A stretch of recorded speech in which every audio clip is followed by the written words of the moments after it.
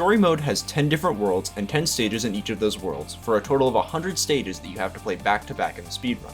Together we're going to look at just a few of these stages and give you some insight into one of Bananamania's most competitive categories.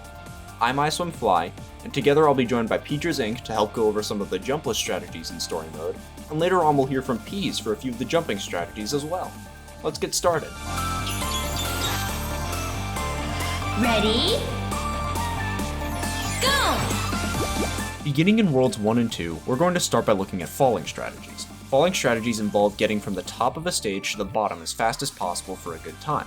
The first example of a falling strategy in story mode is Windy Slide in World 1.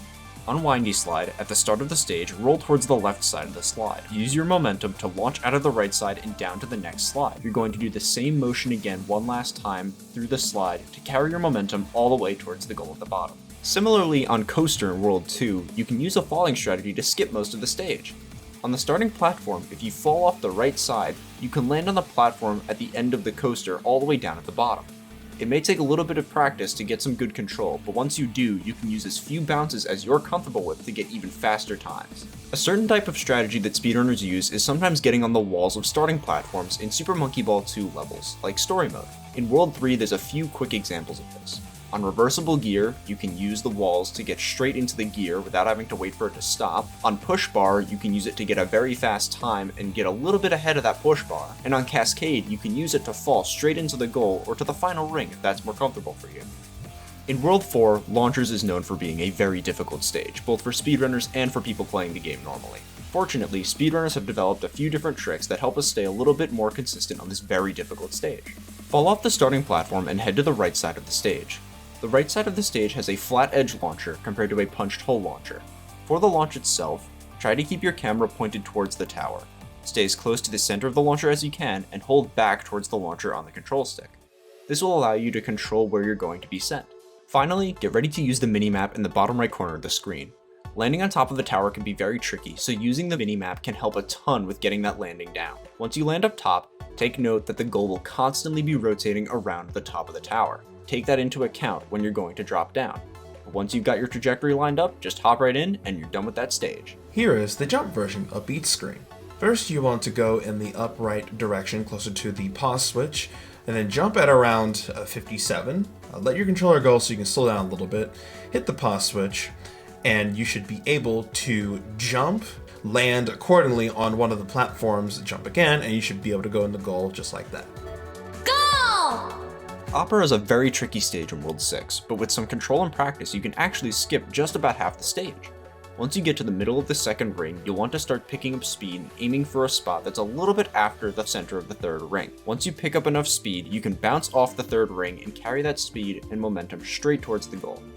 Getting this speed and momentum right can take some practice, but it is worth it once you get it. 8 bracelets can be a very difficult and slow stage to complete casually. Instead, speedrunners like to skip straight from the first ring straight to the final one. To do this, simply go back on the starting platform and then ride along the wall. After that, launch yourself onto the first ring, using it to scoop up into the air, landing safely on the other side of the stage. Then simply walk right into the goal. Go! In World 8, Entangled Path normally involves a lot of waiting. Thankfully, speedrunners have developed a skip that allows us to save a lot of time and avoid a lot of that wait. At the beginning of the stage, head to the left side of the lower platform. Wait until you see 53.5 on the clock, and then sprint towards the play button. Right before you hit the play button, hold up left to fall off the platform and bounce off the entangled path while it's moving and land in the goal. Make sure to get a lot of practice on this stage. It can be very difficult to learn how to stick the landing, but once you do, it's going to save you a ton of time over waiting for the fast forward button or waiting for the play button normally. Flat Maze in World 9 is a very daunting stage and very slow if played normally. To completely skip the maze, move a little bit to the right on the starting platform.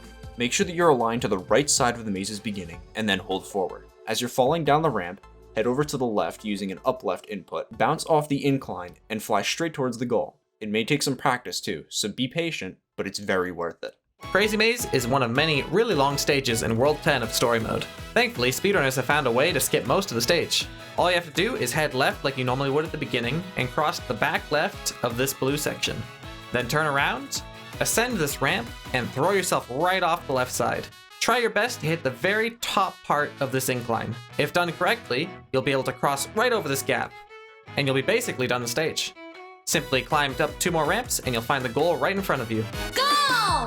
If you remember from a previous episode, we talked about a glitch known as switch storage, where if you press a switch and press retry at the exact same time, the game will think that you pressed the switch on the new retry of the stage. There is no correct way to line up switch storage on this stage though. It can be a timer cue, it can be a texture cue. Personally, I like to use the diamonds on the floor. From there, I press retry and hopefully I get switch storage. Once you activate switch storage, you'll build up some speed on the starting platform and run straight along this row of tiles on the stage. Once you bounce up high, shuffle down to the bottommost row of tiles and follow it all the way to the E at the end. Watch out for some invisible pits along the way. With some practice, you'll know where these pits are and you can safely get to the goal. In the next episode, join Helix and Deadline as they discuss SMB1 Challenge Mode.